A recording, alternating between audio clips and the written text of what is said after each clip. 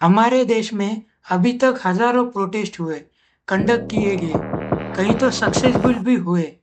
लेकिन कभी-कभी अचानक ऐसा हो जाता है, जो रियल और जो जेन्युइन इशू होता है प्रोटेस्टर के माइंड में, जिसके लिए प्रोटेस्ट किया जाता है, उससे भटक जाते हैं।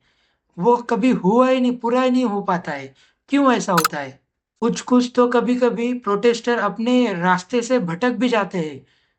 कुछ कुछ के ऊपर तो गुनाह भी हो जाता है, जेल में चले जाते हैं। ऐसा ही कुछ सिमिलर केस हुआ 20 जुलाई 2026 को, अभी फिलहाल में हुआ, जंतर मंतर में दिल्ली में हुआ था।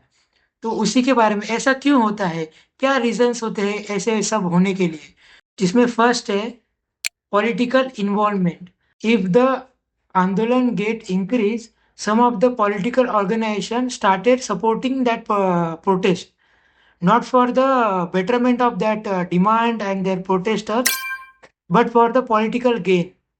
Some of the politician or some of the people, whoever are sitting in a government, they declare this protester as a anti national.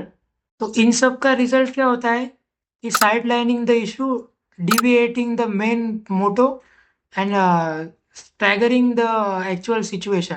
Second, silence and ignorance. जैसे अभी ये सोनम वांगचू जी के केस में हुआ है। ये केस अकेला ही नहीं है, इससे पहले ही जैसे आयरन शर्मिला करके जो आसपा के खिलाफ, उसके बाद जेडी अग्रवाल जो मर गए, 111 डेज स्ट्राइक पे थे, वो मर गए। उन्हीं के केस में गवर्नमेंट इग्नो साइलेंट पे थी, कुछ एक्शन नहीं लिया गया। तो these are not a single case. If you scroll the history, you will get to know more cases, more protesters, more scenarios, more cases like this. Third, criminalisation of protest, जो 20 जुलाई को हुआ।